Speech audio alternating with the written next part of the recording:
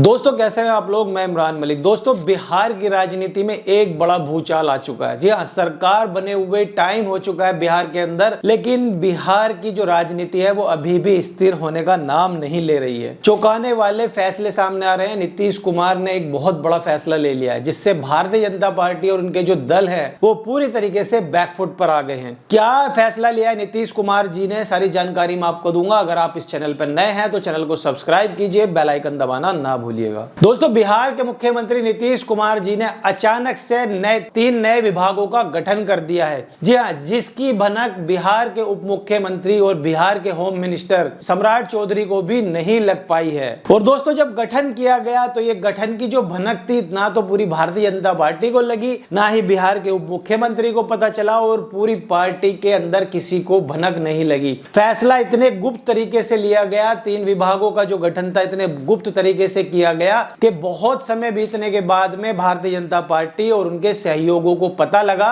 कि नीतीश कुमार जी तीन विभागों का गठन कर चुके हैं। और इसी के साथ साथ नीतीश कुमार जी ने जब ये गठन किया तो पूरे राजनीतिक हलके में हलचल मच गई है।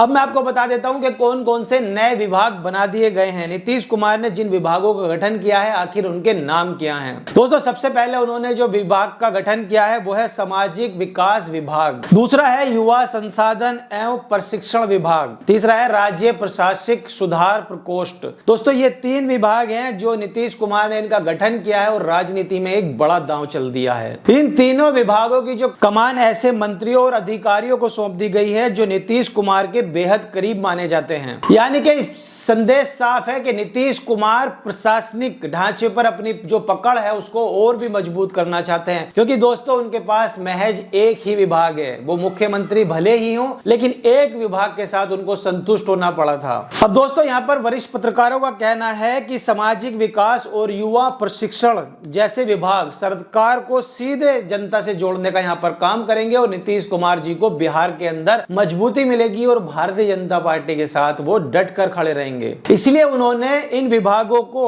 अपने जो सगे संबंधी हैं, जो उनके करीबी हैं, उन लोगों को सौंपने का पूरी तरीके से फैसला कर दिया है। अब दोस्तों मैं आपको बता देता हूं कि ये सुनने के बाद भारतीय जनता पार्टी के अंदर हलचल मच गई है। भारतीय जनता पार्टी पूरी तरीके से नाराज हो गई है। नीतीश कुमार के इस कदम की जो जानकारी है वो भाजपा को काफी देर से पता चली, क्योंकि ये पूरी तरीके से गोपनीय था और यही कारण है कि भारतीय जनता पार्टी के अंदर नाराजगी दिखाई दे रही है। कुछ नेताओं ने बिना नाम लिए यहाँ पर साफ कह दिया है ये जेडीयू का वन मैन शो है। गठबंधन में संवाद है वो पूरी तरीके से खत्म होता जा रहा है। अब दोस्तों ये जो बयान है निकल कर आया ये सिर्फ एक विभाग का नहीं है बल्कि राजनीति में संतुलन को बनाए रखने का है और नीतीश कुमार ने इसीलिए गोपनीय तरीके से इन तीन विभागों का गठन कर दिया है। अब साथ ही साथ दोस्तों यहाँ पर मैं आपको बता देता हूँ कि विपक्ष भी हमलावर हो चुका है। विपक्ष ने इस फैसले पर सीधा निशाना साधा है।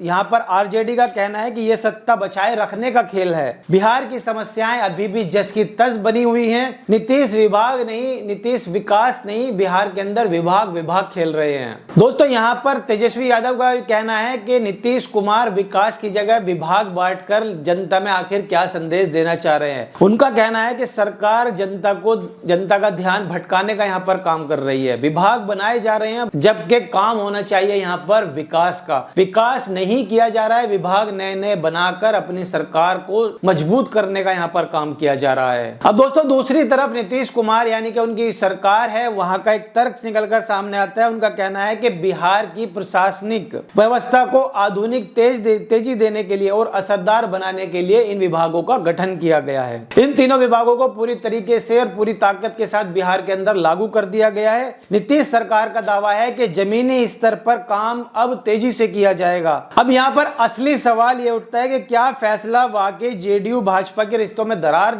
डाल सकता है। यहाँ पर क्या नीतीश कुमार अपने राजनीतिक नियंत्रण को और यहाँ पर मजबूत कर रहे हैं। क्या आने वाले दिनों में बिहार की राजनीति में और बड़े बदलाव देखने को मिल सकते हैं। अब दोस्तों यहाँ पर राजनीतिक विश्लेषक मान रहे हैं कि यह फैसला सिर्फ विभागीय बदलाव नहीं है, आने वाले महीनों में राजनीति का प्री प्रिपरेशन भी यहाँ पर देखने को मिल सकता है बिहार के अंदर। अब दोस्तों बिहार की जो राजनीति है वो अब ऐसे मोड़ मोड़ पर खड़ी है कि सरकार का गठन हो चुका है, विभागों का बंटवारा हो चुका है, लेकिन बीजेपी अभी भी चाहती है कि कैसे भी करके नीतीश कुमार जी को कमजोर किया जाए। और इसीलिए नीतीश कुमार को कहा जाता है कि वो बिहार के चाणक्य हैं। वो कभी पार्टी के अंदर इतना नहीं बोलते। वो अगर भारतीय जनता पार्टी उन पर आरोप लगाती है तो उन आरोपों को चुपचाप सुनते हैं, लेकिन जब उनको काम करना होता है तो किसी को भनक लगे बगैर वो ऐसा काम कर जाते हैं। जैसे अभी उन्होंने 3 विभागों का गठन किया और पूरे एनडीए के खेमे को पता भी नहीं चला। विभागों का गठन हो चुका है, अधिकारियों को और करीबी लोगों को वो विभाग सौंप दिए गए हैं। इसीलिए हो सकता है कि आने वाले वक्त में बिहार की राजनीति किस करवट बैठेगी, क्या गठबंधन टूट जाएगा या फिर जैसा माना जा रहा था कि भारतीय जनता पार्टी नीतीश कुमार जी को हटाने का काम कर रही है, अब वो रुक जाएगी उनको हटाने से, क्योंकि उनको पता चल चुका है कि नीतीश कुमार जी के पास अब